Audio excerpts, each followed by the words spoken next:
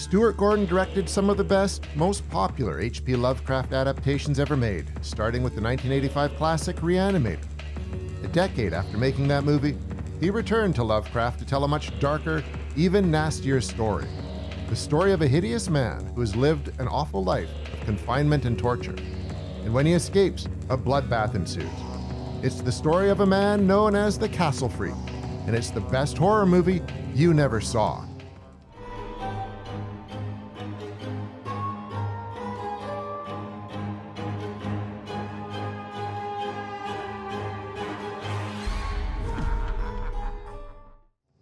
Stuart Gordon and producer Charles Band established their working relationship during the filming of Reanimator. The project benefited from the production facilities of Band's company, Empire Pictures, and Empire was the distributor. There are some who argue that Band didn't have any impact on how the film turned out. He was just responsible for releasing it. But Reanimator wouldn't have been exactly what it was if not for his influence. 1 week into filming, he had the cinematographer fired and replaced by one of his frequent collaborators. Band also picked the artists that provided the memorable special effects. His brother Richard provided the film with its psycho-esque score, and it has been said that their father Albert made notes on the editing process as an hour of subplots were whittled out of the running time. If it weren't for the bands, Reanimator would have looked and sounded very different. Reanimator was a success for Empire, and Gordon was clearly appreciative of Charles Band's contributions. They kept working together. At Empire, they made From Beyond, which was another Lovecraft movie, Dolls and Robot Jocks. When Band started another company, Full Moon, Gordon's The Pit and the Pendulum was among their earliest productions. Band often comes up with titles and has poster art made to match that title. Then he tasks writers and directors with making a movie to go along with it. While visiting Band's office one day, Gordon noticed a poster with the title Castle Freak on it. The artwork showed a woman whipping a deformed man who was chained to a wall. Gordon asked Band what the story behind that poster was, and Band simply replied, quote, "Well, there's a castle and there's a freak." There wasn't a writer attached to the project yet, so if Gordon was interested, he could make Castle Freak himself. He could tell whatever story he wanted to, just as long as it had a castle and a freak in it. Gordon jumped at the opportunity. To craft a story to go with the title Castle Freak, Gordon teamed up with Dennis Paoli, who had written Reanimator, From Beyond, and The Pit and the Pendulum. They decided to turn to Lovecraft source material again, drawing inspiration from a story called The Outsider. That one is very short and simple, told from the perspective of a man who has been trapped in a castle for as long as he can remember. Finally escaping, he comes across a party, and the people there flee from him in terror. He realizes why when he spots his own monstrous appearance in a mirror. So that gives the setup of a hideous man escaping from imprisonment in a castle, people being frightened of him when they see him, and a scene where he sees himself in a mirror. Everything else in the script came from the minds of Gordon and Paoli, and according to Fangoria magazine, some of the story was also based on a real incident that took place in Europe.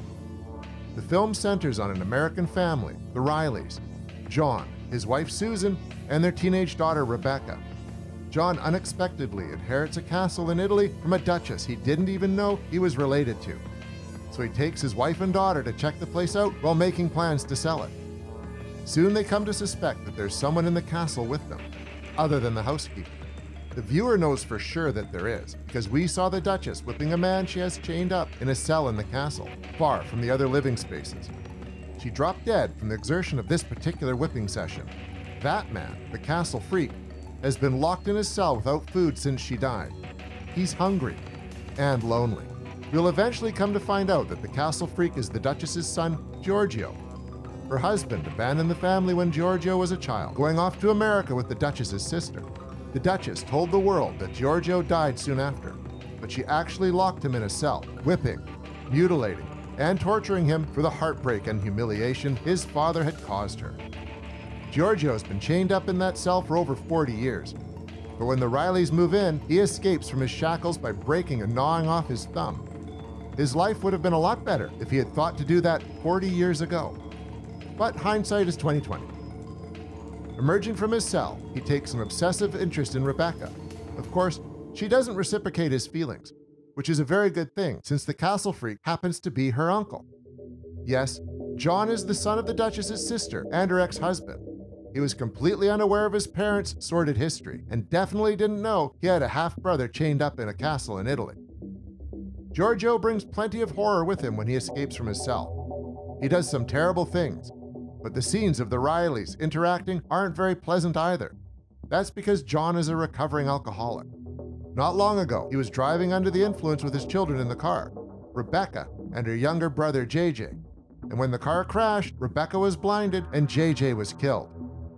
Susan can't forgive John for what happened. She clearly can't stand being around him anymore, but she also hasn't taken the step of leaving him. And Rebecca doesn't want her to. She knows her father is struggling. He needs their help, but all John and Susan seem to do is have intense arguments. It's a story that allows for strong dramatic scenes and repulsive scenes of gore, the makings of a solid horror movie. Gordon casts his Reanimator and From Beyond stars Jeffrey Combs and Barbara Crampton as John and Susan. Relative newcomer Jessica Dollarhide was cast as Rebecca, her biggest role, and to date, the last screen acting role she has ever had. Helen Sterling makes a brief appearance as the Duchess. Elizabeth Cazza is the housekeeper who knows the family history. Massimo Sarcielli is her lawyer brother. Luca Zingaretti plays a local police officer. Raffaella Offendani plays a prostitute who has a disturbing run-in with Giorgio. And as the castle freak himself, Gordon cast Jonathan Fuller, who he had known since his theater days before he started directing films. To play Giorgio, Fuller had to spend 6 hours in the makeup chair for every day he filmed. John Vulich and his optic nerve effects team put full-body appliances on Fuller to turn him into his tortured character. And while he had to endure that, he wasn't the only cast member who had an uncomfortable time. Castle Freak has a very different tone and style than Gordon's previous Lovecraft adaptations. It's darker, nastier. That difference was definitely felt by Combs and Crampton. They had said that more is not enough was Gordon's motto on the earlier films. He always wanted more blood and more slime, for things to go further over the top. But for this one, he wanted it more down to earth. There was sort of a documentary feel to his approach. He wanted realistic performances and relationships.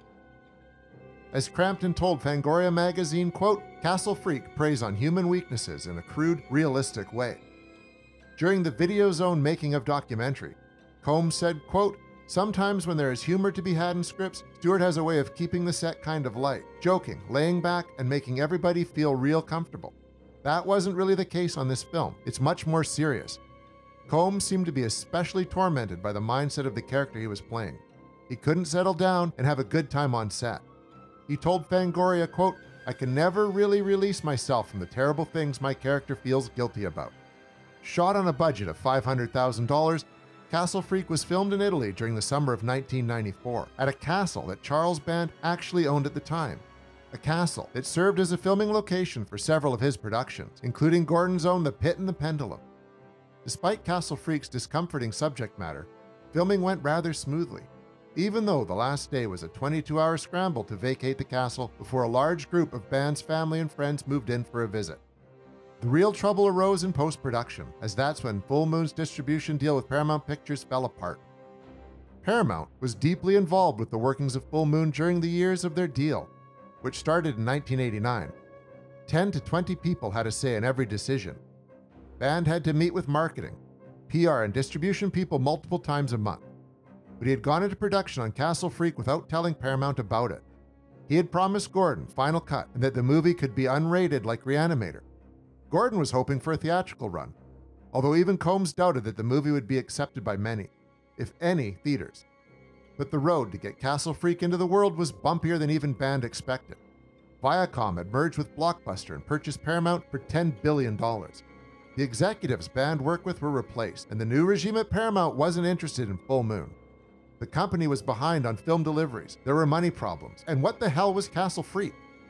Band and Paramount parted ways, with Band getting to keep the Full Moon name and Castle Freak, which still needed to complete post-production. Since Full Moon was running into financial issues, the American actors hadn't been paid the overtime they were due. Fuller revealed in the pages of Fangoria that those actors refused to come in and do additional dialogue recording unless they received their back pay. Months went by with the actors and Full Moon at a standoff. Then the dialogue recording was finally done when Gordon got the actors to agree to a payment plan. Fuller also heard that another producer on the film still owed the Italian cast members between 50 and 75% of their pay. Hopefully that money was handed out once Castle Freak was released straight to video in November of 1995. Gordon did get his unrated cut, and there's an R-rated cut that's about 54 seconds shorter. Castle Freak wasn't as well received as Reanimator and From Beyond were, but it was never going to be. A movie this gross and troubling couldn't be embraced by a wide audience. It did gather the cult following that it strongly deserved, and when movie host Joe Bob Briggs got a new show on Shudder in 2018, Castle Freak was among the first movies shown on the last drive-in, with special guest Barbara Crampton stopping by to talk about it. Before going into production on Castle Freak, Gordon showed the cast and crew the 1963 film The Haunting, an example of the sort of dark, creepy atmosphere he wanted to capture for their movie. They were successful at that, and there are times when Castle Freak plays like a haunted house movie. Locals believe the castle is haunted by the spirit of Giorgio, who they were told died when he was 5. John connects with that idea, and when he sees a picture of young Giorgio, he breaks down because he looks just like the son he lost, JJ. That plays into the strongest element of the film, the performances of the cast members and the dramatic story. Gordon and Powley wrote for the characters. This film has more emotional depth than you would ever expect from something called Castle Freak, and the actors did an incredible job of bringing their high-strung characters to life. The twist to this haunted house movie is, of course, that Giorgio is still alive, roaming the castle, and he's very dangerous. As the characters walk around the castle's dark rooms and hallways, we're not afraid something supernatural is going to happen. We're worried the freak is going to come lunging out of the shadows and brutalize them. And yet we also feel sympathy for the freak because it's not his fault that he's this way. The real monster in this situation is the Duchess.